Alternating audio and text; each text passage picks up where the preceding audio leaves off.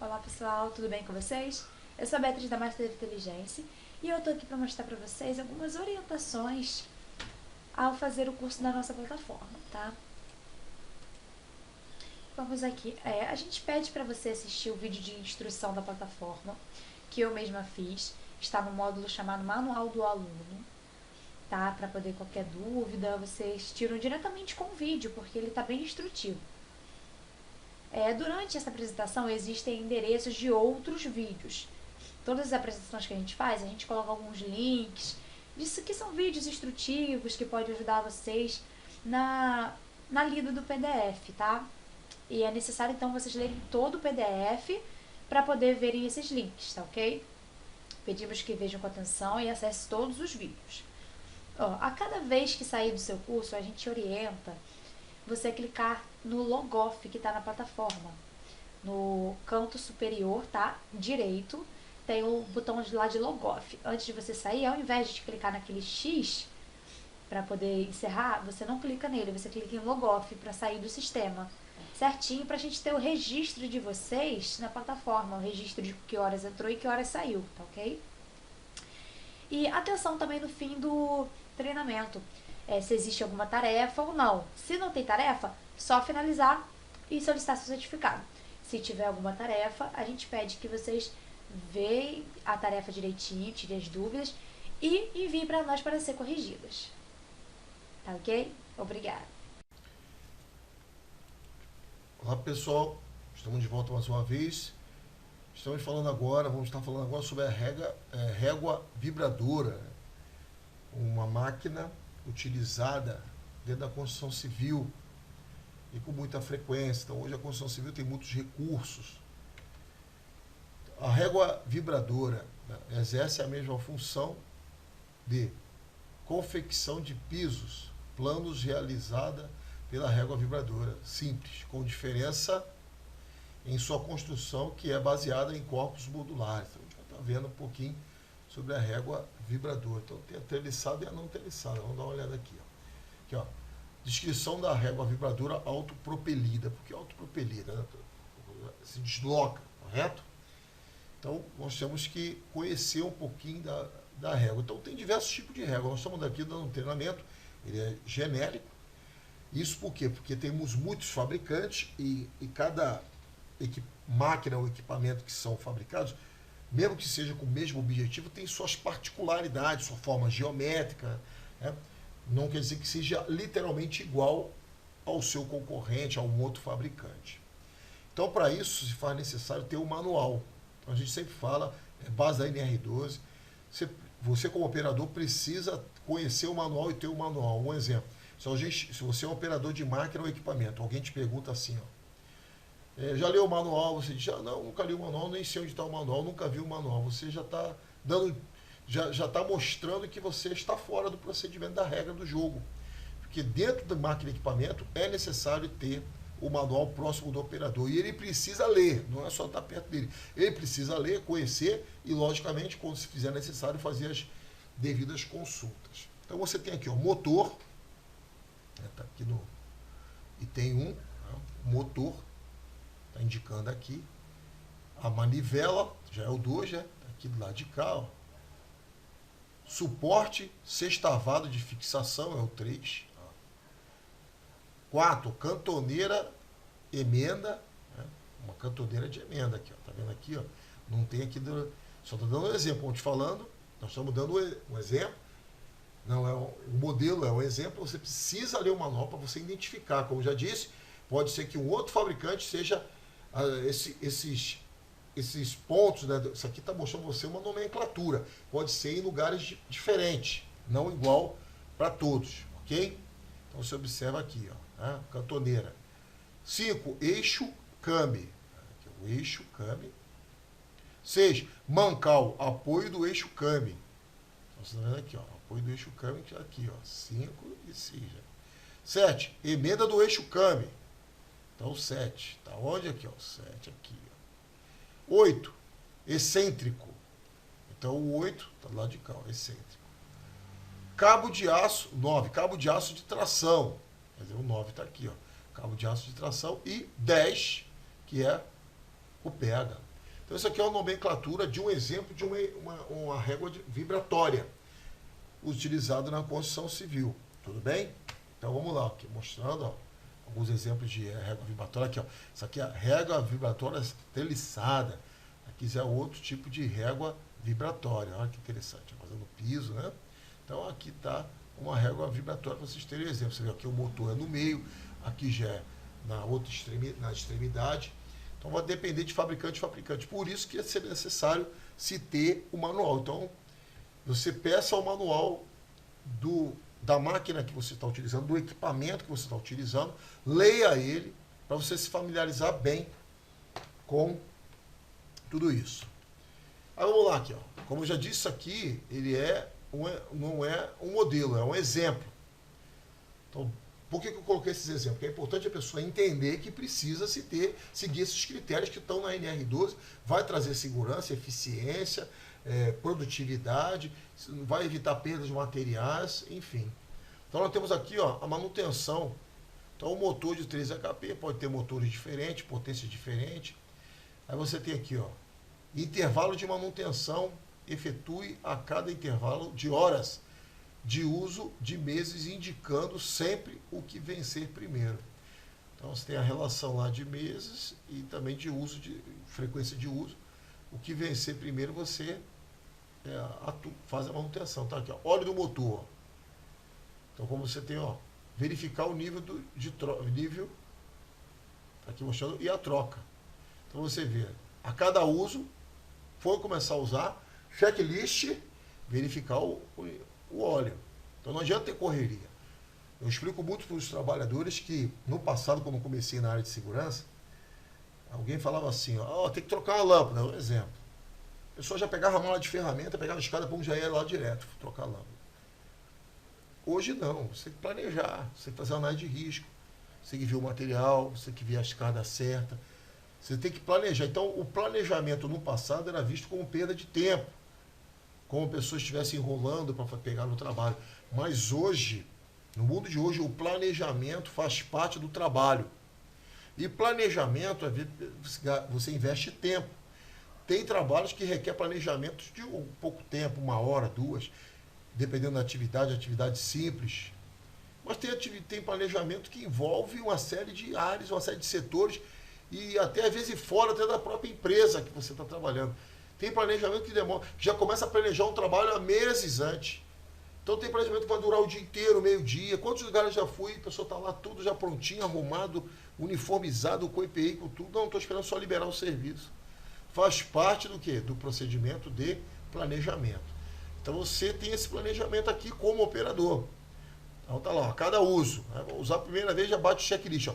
Primeira troca, 20 horas. Então trabalhou 20 horas, pode ser que o lugar, se está trabalhando, você saiu do teu turno, o outro já pega no turno, você trabalhou 8 horas, o outro vai trabalhar 8.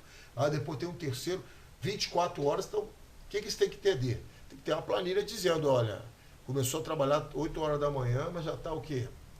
Já está, isso do dia 1º, né? 8 horas do dia 1º, já passou a 8 horas do dia 2, né? Aí já sabe o quê? Tem que trocar, tem que verificar o filtro de ar. O filtro de ar a cada uso, ó.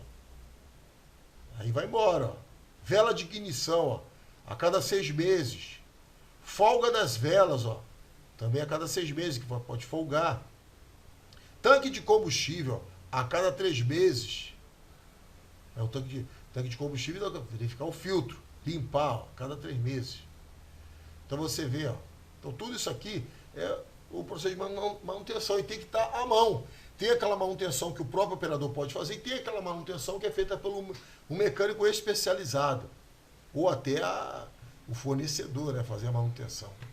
Então vai depender de cada caso, é um caso. Nota 1. Sob condições de muita poeira, aí vai depender do local. Se você está trabalhando em um local que tem muita poeira, tem parte da fazenda terraplanagem, né, que é um lugar que aí gera muito poeira mesmo.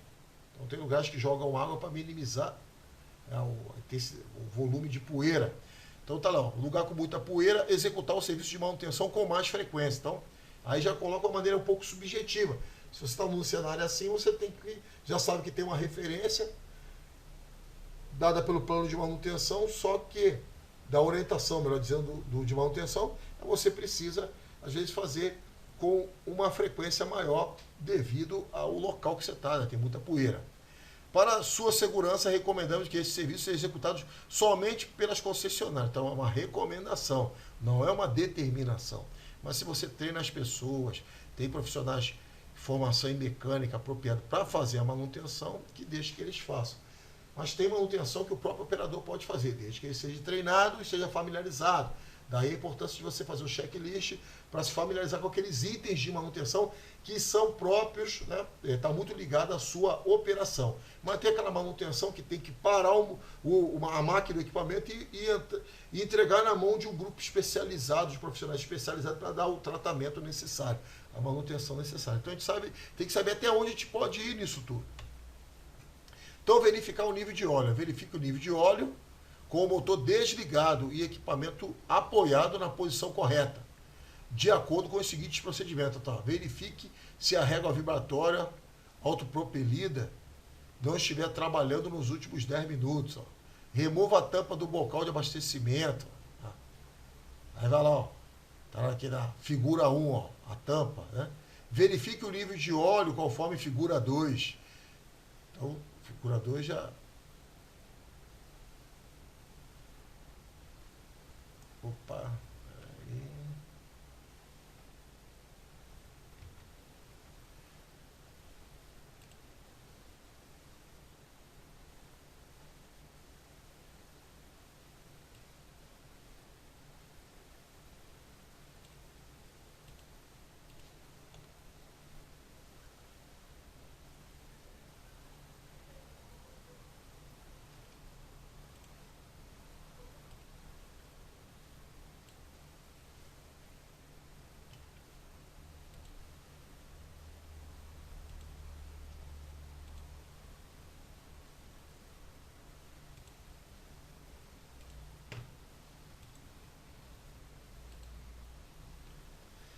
Então, pessoal, dando continuidade, aí, ó, verificar o nível de óleo do motor. Verifique o nível de óleo com o motor desligado e o equipamento apoiado na posição correta, de acordo com os seguintes procedimentos. Aí, tá, tudo tem um procedimento, é um passo a passo. Daí também a importância de se ter um procedimento de trabalho para essa atividade, para lidar com esse tipo de máquina, equipamentos. Né? Então, verifique se a régua vibratória autopropelida não esteve trabalhando nos últimos 10 minutos. Remova a tampa do bocal de abastecimento conforme figura 1, está aqui, ó. E verifique o nível de óleo conforme figura 2, aí, ó. Complete o nível de óleo, reinstale a tampa do bocal de abastecimento. Então, são orientações simples de que o operador vai precisar fazer isso. Então, ele tem que se familiarizar, mesmo. Então, ele tem que fazer a prática nisso aí, estar verificando, né, para se habituar no dia a dia. E com o tempo ele vai conhecer tanto o equipamento que ele já até sabe, né, de uma maneira bem assim, vamos dizer, fácil de fazer essa complementação de óleo. Então, inspeção do filtro de ar. Nunca utilize o motor sem o filtro de ar. O motor irá desgastar-se rapidamente. Então, se você não tiver o filtro de ar, você vai deteriorar o equipamento, a máquina, mais rapidamente. E esse símbolo aqui está demonstrando o que? Cuidado. Um filtro de ar sujo restringirá o fluxo de ar para o carburador. Para evitar o mau funcionamento do carburador, efetue a manutenção do filtro de ar regularmente. Quando operar o motor estacionário em locais com muita poeira, efetue a limpeza com frequência. Cuidado! Não use gasolina ou solventes inflamáveis para limpar o filtro de ar. Isso pode resultar em incêndio ou explosão. Aí, ó. Solte a porca da borboleta e remova a tampa. Verifique se os elementos do filtro de ar estão sujos ou obstruídos. Reinstale os elementos e a tampa do filtro de ar. Isso aqui, pessoal, não é, reiterando, o modelo, é um exemplo. Você tem que ler o manual do fabricante, que cada fabricante dá uma orientação diferente, dá uma direção diferente. Nível de óleo do tanque. Então, limite, ó, tá mostrando aqui, ó, limite máximo e mínimo. Então tem que trabalhar nessa faixa, isso é determinado pelo fabricante. O lado direito e o lado esquerdo. Ó, vela de ignição, anota, ó, o uso incorreto da vela pode causar danos ao motor. Então isso tudo envolve, muitas das vezes, treinamento mecânico para o operador. Ou muitas empresas têm um profissional de mecânica que é o que vai e faz esse tipo de trabalho. De qualquer forma, seja o operador que faça essas pequenas manutenções, ou seja, o profissional mecânico, ou a concessionária, ou o fornecedor, necessário você ter isso documentado. Então você vê aqui, ó, se usar incorretamente pode causar danos ao motor. Ó. Remova a vela de ignição, limpe completamente ao redor da base da vela de ignição. Remova a vela com a chave de, ó, tem até a medida da chave, 13 e 16 polegadas. Só que não quer dizer que todos os fabricantes, ó, isso aqui é somente para ter uma ideia. Tem que vir uma chave junto. Aqui mostrando a vela, né, as especificações da vela. Aí vamos aqui, ó. 3. Inspecione a vela de ignição. Substitua a vela se os eletrodos estiverem desgastados. Quer dizer, então os eletrodos, as extremidades, estiver desgastado. Ou se o isolador estiver rachado. Está aqui o isolador. Ou desgastado. Ou se o isolador estiver rachado ou lascado. Limpe a vela com uma escova de aço se você for usá-la novamente. Está dando aqui todas as orientações, passo a passo. O tamanho da abertura da vela deve ser, aqui, ó, de 0,70 a 0,80 milímetros. E instale a arruela da vela e rosqueie a vela de ignição com a mão para evitar danos às roscas. Depois de assentar a vela de ignição, aperte-a com a chave de vela para comprimir a arruela. Se uma vela usada está sendo reinstalada, dê um aperto final de 1/8, quer dizer, mostrando aqui, de volta após assentar, quer dizer, um apertozinho de 1/8, quer dizer, pouca coisa.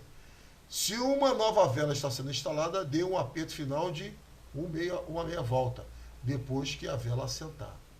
Apertar a vela de ignição. Né? Nota, uma vela de ignição muito folgada pode superaquecer, olha só, então você tem que dar um aperto. O motor e pode causar danos ao mesmo. Uma vela muito apertada pode danificar a rosca do cabeçote. Então, isso significa dizer o quê? Antes de for fazer de fato a atividade, tem que botar o procedimento ali, o que for o manual do fabricante determina, como eu já disse, aqui é um exemplo, e está ali verificando, dando o aperto necessário. Eu sou técnico mecânico e sei disso, porque é definido que se você, como está dizendo na nota, se for a menos ou a mais, você pode gerar problemas no equipamento. Tudo bem? Então aqui é o transporte. Agora, se o seu motor estiver funcionando, mantenha-o pelo menos 15 minutos antes de guardar ou leia sobre como transportar. Isso está falando aqui do manual.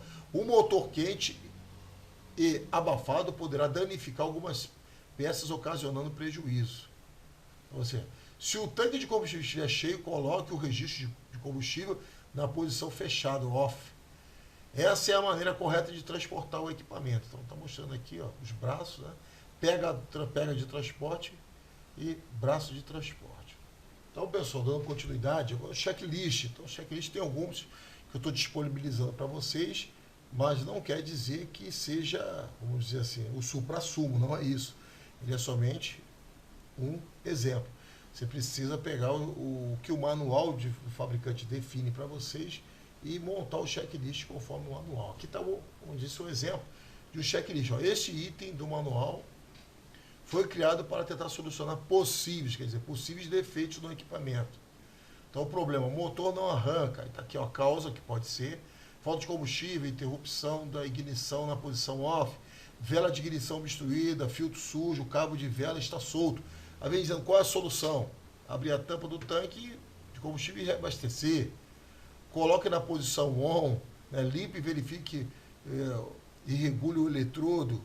E tudo isso aqui, estou dando um exemplo, e está o procedimento, você precisa citar qual é a página que precisa ir lá e verificar o tipo de ação a ser tomada, de solução a ser colocada, identificada.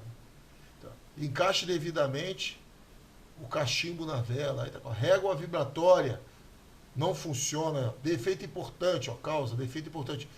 Aí já vem lá, ó, se você não citei no manual, não, caso contrário, tem que contatar o fornecedor ou o fabricante. Motor trabalha, mas não tripida, olha só. Então, é preciso se ver o que, ó. falta de potência do motor, consultar o manual. Para tudo isso tem que consultar o manual. A embreagem desliza, né? Patinho de embreagem gasto, mecanismo está danificado, desmonte a embreagem, limpe o conjunto com diluente adequado, substitua a embreagem, ou então procurar o fornecedor. Então são informações importantes que precisa se ter. E o operador, muitas vezes, não vai se familiarizar com isso detalhadamente. Então tem manutenção que precisa de ter pessoas qualificadas para cuidar. Quando eu falo qualificadas, indica a ideia de uma habilitação, quer dizer, pessoas com formação técnica para fazer o trabalho adequadamente. Então, pessoal, dando continuidade, verificação prévia de funcionamento. A inspeção prévia antes do funcionamento deverá ser executada antes do início de cada sessão de trabalho, ou após a cada período de 4 horas. Então, vai começar o trabalho, fazer a inspeção, e o checklist é uma ferramenta ótima para isso. Tudo bem até aí? Então, de maneira tal que o checklist seja assinado pelo que fez a inspeção, pelo seu supervisor ou encarregado, ou alguém que a empresa julgar também importante para assinar esse documento. Consultar o manual, fazer baseado no manual. Caso se verifique qualquer falha, a régua vibratória não deverá ser utilizada até que a mesma seja corrigida. Inspecione minuciosamente a régua vibratória autopropelida em busca de danos. Então, essa inspeção diária ou a cada 4 horas de trabalho precisa ser feita, e o checklist é uma ferramenta ótima para auxiliar nessa atividade. Cuidado na armazenagem da régua vibratória autopropelida a longo prazo, quer dizer, a longo prazo fica muito tempo armazenada. Para a armazenagem em longo prazo, esvazie o combustível do carburador, olha, fazendo o motor trabalhar com a torneira de combustível na posição fechada. A composição química do combustível, após uma armazenagem prolongada, deteriora-se. Então, tudo tem validade, inclusive o combustível. Quando a régua vibratória necessitar de ser armazenada por um período prolongado, retire todo o combustível do tanque, cubra a régua vibratória e coloque em um lugar seco. Ok, pessoal? Então, são alguns pequenos cuidados para não deixar combustível armazenado, que isso vai trazer problema para a empresa. Tipo de riscos. Normalmente nós temos lacerações, uma atividade dessa, operar um equipamento desse, corte, amputação, projeção de materiais, respingos, contusões, queimaduras, quedas, risco de incêndio em caso de motor a combustão, que é o caso. Então, se você tem esses riscos, tem que ter as medidas de controle. Né? Então, lá no nosso curso de análise preliminar de risco, se explica você identificar o risco e analisar e avaliar o risco de cada período. Então, tipo de riscos. Então, nós temos aqui o risco mecânico, ou o chamado risco de acidente, e também o risco físico, né, que envolve vibração e ruídos. Tudo bem? É lógico que esses equipamentos, muitas máquinas, têm embuchamentos, têm amortecedores, tem uma série de recursos, até materiais, para que diminuam a vibração e diminua até o ruído. Mas é preciso se avaliar se vai precisar fazer um trabalho de higiene ocupacional dentro de uma atividade dessa. Tipos de prevenção, pessoal. Então nós temos a NR1, norma de segurança, ela exige que se tenha uma ordem de serviço, que na verdade é um procedimento de trabalho e de segurança.